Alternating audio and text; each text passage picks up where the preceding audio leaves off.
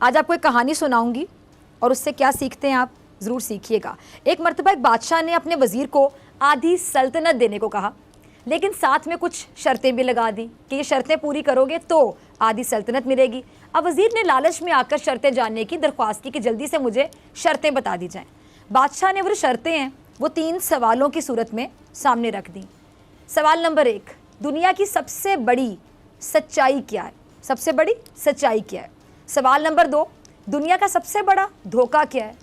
سوال نمبر 3، دنیا کی سب سے میٹھی چیز کیا ہے؟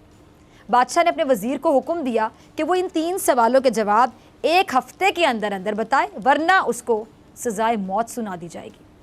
اب وزیر نے سب سے پہلے دنیا کی سب سے بڑی سچائی جاننے کے لیے ملک کے جتنے بھی دانشور تھے ان کو جمع کیا اور ان سے سوالات کے جوابات مانگے تاکہ وہ جان سکے کہ سب سے بڑی سچائی کون سی ہے دنیا کی۔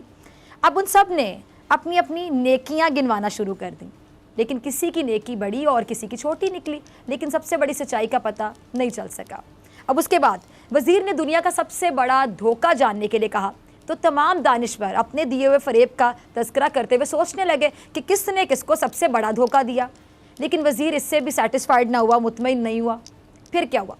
اسے سزائے موت کا خوف کھائے چلا جا رہا تھا، تو اس نے کیا کیا کہ بھیس بدل کر وہاں سے فرار ہو گیا۔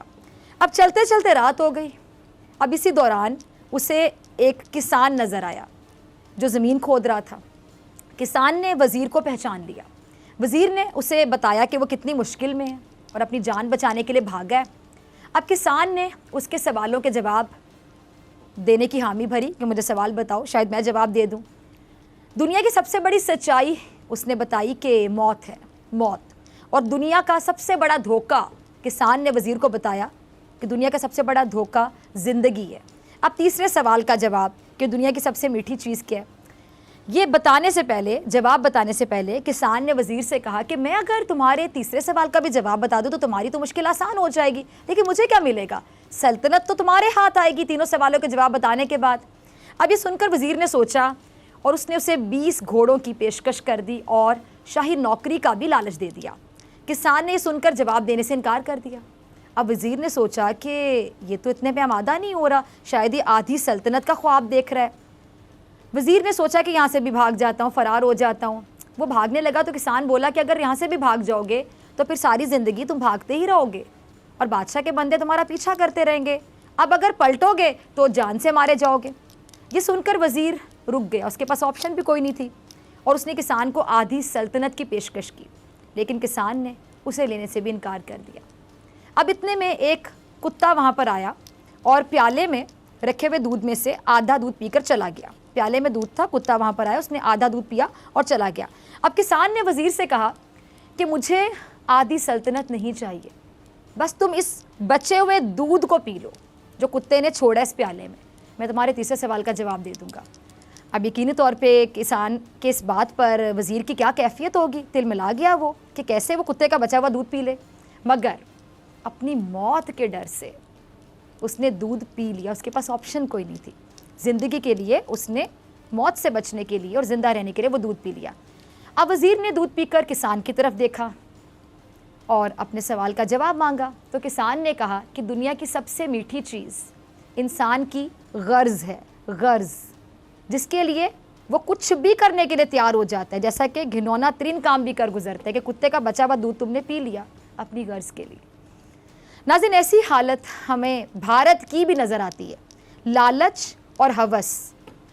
لالچ اور ہوس میں بھارت نے آپ کو یاد ہوگا کہ 26 اکتوبر 1947 کو کشمیر پر طاقت کا زور استعمال کرتے ہوئے قبضہ کر لیا، لیکن آج تک بھارت اسے اپنا حصہ نہ بنا سکا۔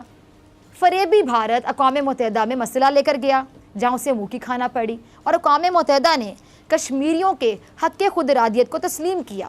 حریت پسندوں نے مقبوضہ وادی میں جو جدوجہد آزادی ہے اس کا باقاعدہ آغاز کیا، اور بھارت کو وہاں لاکھوں کی تعداد میں فوج بھیجنا پڑی۔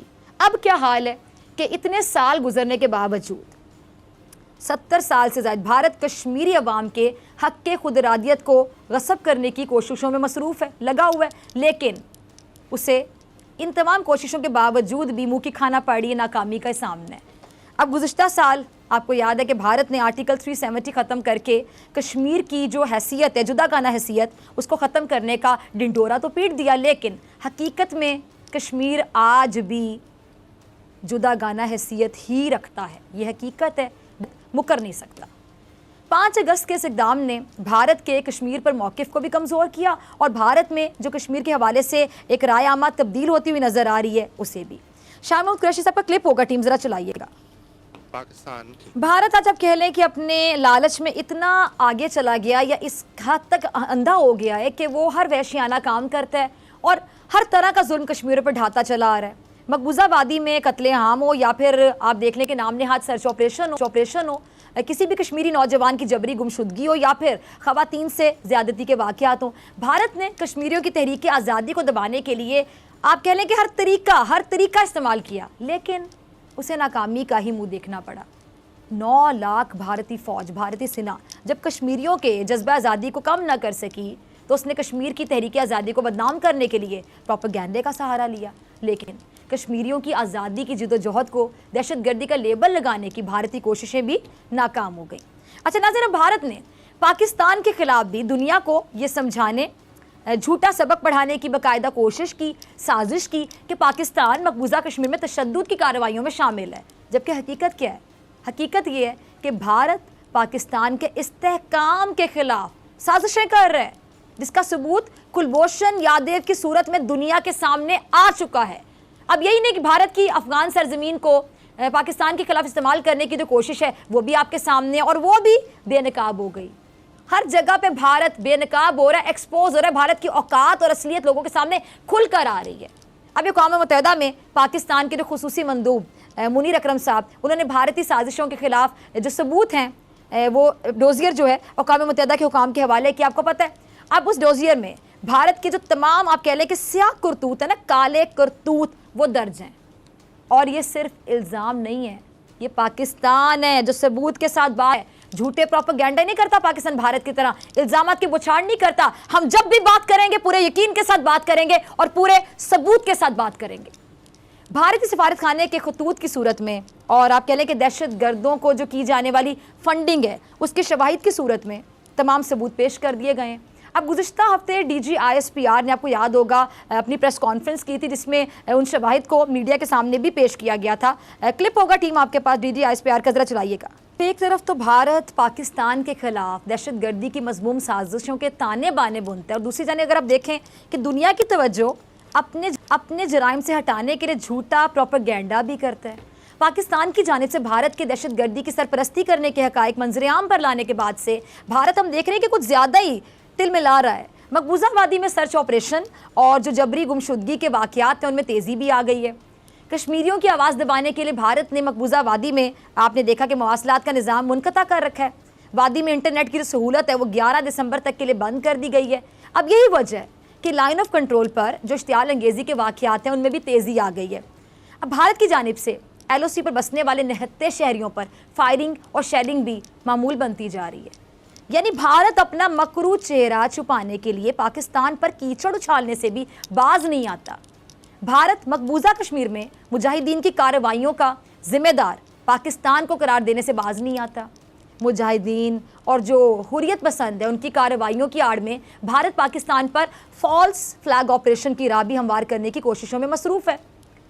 اچھا گزشتہ روز بھارت نے سری نگر میں مجاہدین کی ایک کارروائی میں 2 فوجیوں کی ہلاکت اور کچھ کے زخمی ہونے کا دعویٰ کیا تھا، جس پہ بھارتی میڈیا جو ہے اس نے اس حملے کو پاکستان سے جوڑنے کے لیے ایڑی چوٹی کا زور لگا دیا.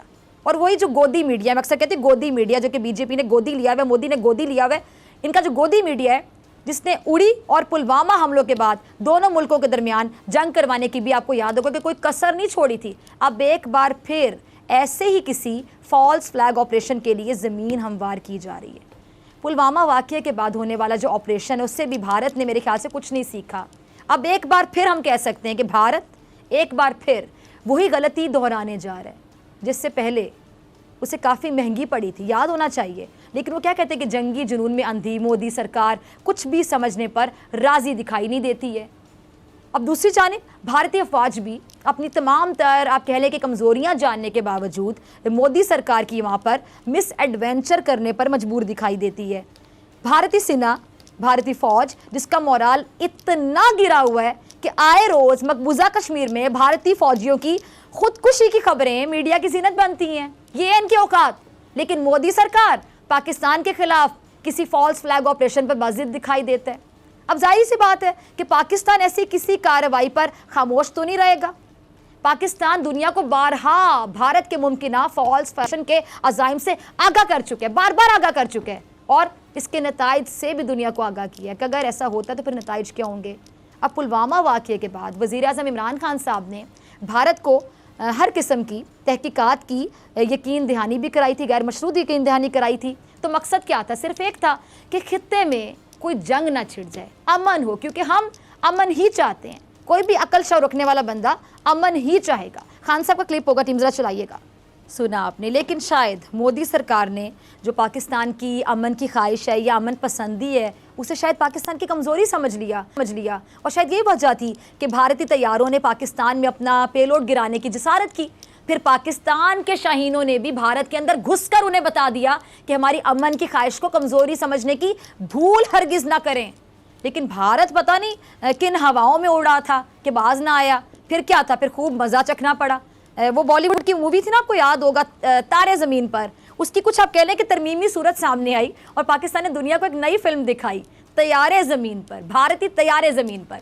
जब भारतीय तैयारों ने, हम कह सकते हैं कि खाक चाटी, भारत को तारीखी शिकस्त का सामना करना पड़ा, जग हसाई हुई भारत की, खूब जिल्लत उठानी पड़ी भारत को, मोदी सरकार को। भारतीय फ़ज़ाइया अपने जो मिग तैयारे हैं उससे महरूम हो गई और पाकिस्तान के JF-17 थंडर ने फ़ज़ाओं पर, हम कह सकते हैं कि बाकायदा बादशाहत का ऐलान किया। 27 फरवरी के इस मार्के ने भारत के गुरूर को एक बार फिर खाक में मिला दिया और बता दिया दुनिया को कि किस कदर बेवकूफ़ है भारत, बेवकूफ़ है भारतीय सरकार। पाकिस्तान की फ़ौज ने, हम कह सकते हैं कि भारत को मुंह तोड़ जवाब दिया और साथ ही पाकिस्तान ने उस वक्त भी एक ज़िम्मेदार मुल्क होने का सबूत दिया। प्रैक्टिकली पाकिस्तान ने आला ज़र्फ़ी का मुज़ाहरा भी किया, ना सिर्फ ज़िम्मेदारी का सबूत दिया, रिस्पॉन्सिबिलिटी, लेकिन साथ साथ पाकिस्तान ने आला ज़र्फ़ी का भी मुज़ाहरा किया और एक बार फिर भारत को आगाह किया कि अमन की ख्वाहिश को कमज़ोरी ना समझा जाए। अमन की ख्वाहिश है, कोई कमज़ोरी नहीं है। और पाकिस्तान के वज़ीर आज़म ने अपने खिताब में, आपको याद होगा, कि दुनिया पर खुलकर ये बात वाज़ेह कर दी कि पाकिस्तान अपने और सलामती से गाफिल नहीं है। अगर कोई हमला होगा तो उसका जवाब भी दिया जाएगा, फिर जवाब के लिए तैयार रहें। और इमरान खान साहब ने अपने खिताब में ये बात भी बड़ी क्लियरली बताई, वाज़ेह की कि पाकिस्तान हर किस्म के चैलेंजेस से निमटने की सलाहियत रखता है। खान साहब का क्लिप चलाएगा टीम को। इस शिकस्त पर भारत को, भारतीयों को राफेल तैयारे भी खूब याद आया। आपको याद होगा कि अगर वो होते तो नतीजा शायद उनको लगता था मुख्तलिफ होता, मार ना पड़ती। यानी भारत अब भी अपने असलहे और तैयारों पर इन्हिसार करते हैं। मेरी बात पे ज़रा गौर कीजिएगा नाज़रीन, भारत अब भी अपने असलहों पर या फिर तैयारों पर इन्हिसार करता है। लेकिन अगर हम अपनी बात करें पाकिस्तान, तो जज्बा ईमानी से सरशार पाक अफवाज, जिसने हमेशा कुव्वत ईमानी से अपने से कई गुना बड़े दुश्मन को शिकस्त की धूल चटाई है। अल्हम्दुलिल्लाह भारत ने तारीख से भी मेरे ख्याल से कुछ सबक हासिल नहीं किया। अगर किया होता तो गलतियों पे गलतियाँ, गलतियों पे गलतियाँ, बेवकूफ़ियों पे बेवकूफ़ियाँ करता ना चला जाता, रुक जाता, कहीं ये सिलसिला रुक जाता। हमेशा भारत ने अददी बर्तरी आप कह लें या फिर बेहतरीन जंगी साजो सामान के बाद भी भारत को पाकिस्तान के खिलाफ मुसलसल शिकस्त का ही मुँह देखना पड़ा। अब यही गलती भारत कश्मीर में भी दोहरा रहा है, कश्मीर में यही गलती दोहरा रहा है।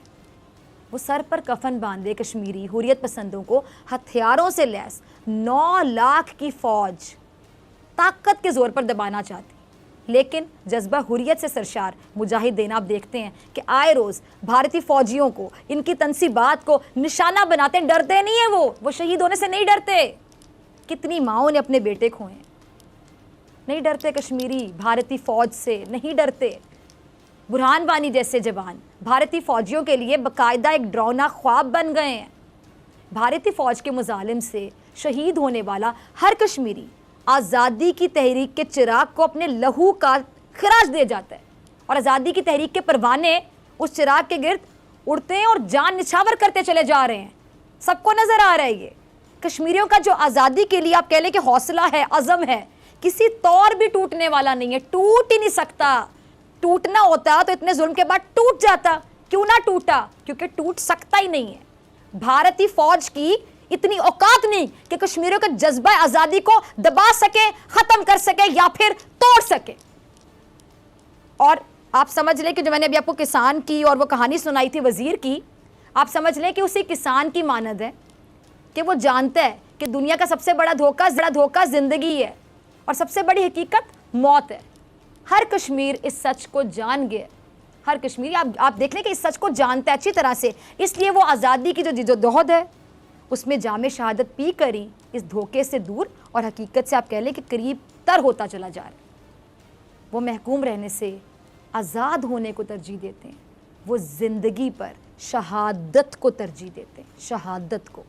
लेकिन आप कह लें कि गाफिल ये जो भारतीय अफवाज है, भारतीय सेना है, भारत की सरकार है, ये सब देखते हुए भी अंधी है, सब जानते हुए भी नहीं समझती है। वो अफ़गानिस्तान में अमरीकी अंजाम से भी आप देखने के सबक नहीं सीख रही। अब दुनिया की वाहिद सुपर पावर किसी कौम को महकूम ना रख सके तो भारत किस खेत की मूली है? क्या औकात है भारत की? भारत को सोचना चाहिए कि कब तक वो कश्मीरियों का खून बहाएगा, कब तक वो उन्हें जीने के हक से महरूम रखेगा।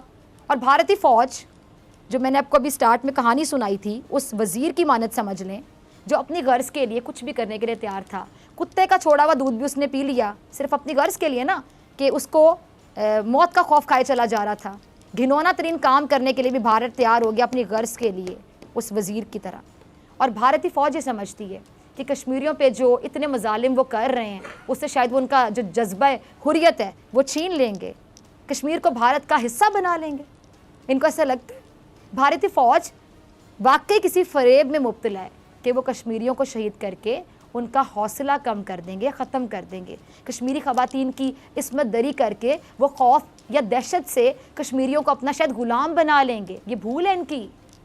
भारतीय फ़ौज ये सोचती है कि पैलेट गन के ज़रिए वो कश्मीरियों की आंखों का नूर छीन लेंगे, लेकिन क्या ख्वाब छीन सकेंगे? उनके ख्वाब नहीं छीन सकते। बसारत से महरूम आंखों में भी आज़ादी के ख्वाब भी बसते हैं, याद रखिएगा इस जुमले को।